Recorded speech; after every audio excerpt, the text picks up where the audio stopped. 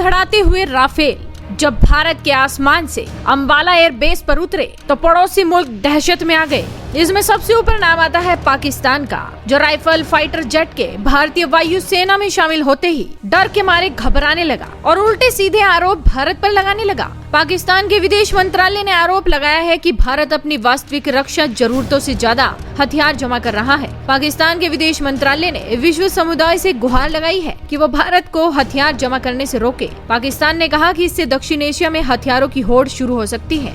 पाकिस्तान के विदेश मंत्रालय ने कहा कि भारत लगातार अपने परमाणु हथियारों की संख्या और गुणवत्ता दोनों को ही बढ़ा रहा है। पाकिस्तानी विदेश मंत्रालय ने कहा कि परेशान करने वाला है कि भारत लगातार अपनी जरूरत से ज्यादा सैन्य क्षमता इकट्ठा कर रहा है। भारत अब दूसरा सबसे बड़ा हथियारों का आयातक देश बन गया है। ये दक्षिण एशिया में रणनीतिक स्थिरता को बुरी तरह से प्रभावित कर रहा है। आपको बता दें कि करीब 7000 किलोमीटर का सफर करते हुए पाकिस्तान के एयर स्पेस से सटकर गुजरात के रास्ते अंबाला एयरबेस पहुंचे इन राफेल फाइटर जेट ने पाकिस्तानी वायुसेना की बेचैनी बढ़ा दी है। राफेल के खौफ का आलम तो ये है कि इन विमानों के आने से ठीक पहले पाकिस्तान के एयरफोर्स चीफ को आर्मी चीफ कमर जावेद बाजवा से आपात बैठक तक करनी पड़ी। दरअसल पाकिस्तान की ये बेचैनी वाजिब भी है। राफेल के आने से अब पाकिस्तान में घुसकर एयर स्ट्राइक करने वाली भारतीय वायुसेना की ताकत और ज्यादा बढ़ गई है, यानी कि दुश्मन के ठिकानों को भारतीय सीमा में रहकर तबाह किया जा सकता है। इराक और लीबिया में अपने युद्ध कौशल का शानदार प्रदर्शन करने वाले राफेल लड़ाकू विमानों की सीधी टक्कर पाकिस्तान के अमेरिका निर्मित F-16 फाइटर जेट से होगी।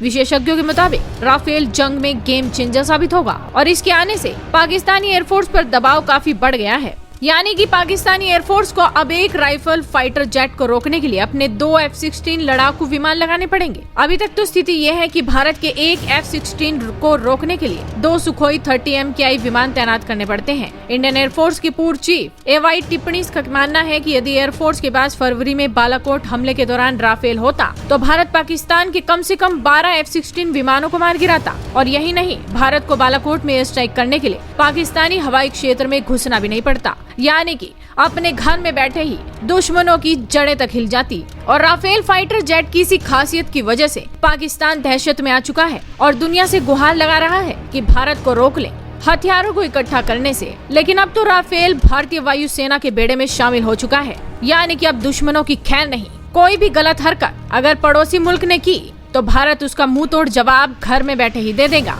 इस वीडियो पर आप भी अपनी राय रखिए, साथ ही आपके अपने चैनल हेडलाइंस इंडिया को सब्सक्राइब कीजिए।